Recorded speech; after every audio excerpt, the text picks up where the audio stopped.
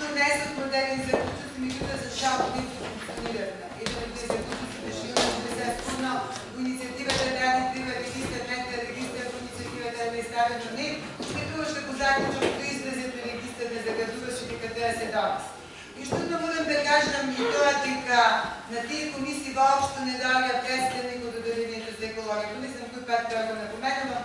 Значи, апсолутно, оно што е надзорно дело, нема представник. Значи, мора да имаме податоци од лице кои што задолжено да ни дадат. Званични. Затоа што јас секогаш се базирам сепак на званични податоци. Кога сум кај податоци? Морам да го кажам и тоа. Навистина ми смета, покрај што сум советник, сум човек кој што се занимава со наука. Значи, ми смета кога слушам разфрлање на податоци, особено за нешто што ми е обидливо и со што се занимава. Навистина, скоро бев на еден конгрес меѓународен, каде што тук тема малигните заболувања, каде што видовете до данчина се објавуваат релевантни податоци. Чува што го слушнат пред малку, не би сакала повторно да го чујам. Значи, од типот на оние податоци што бе изнесени, било да биле на комисија, не било да се навистина немојте да се разфрламе со податоци. Бе мола.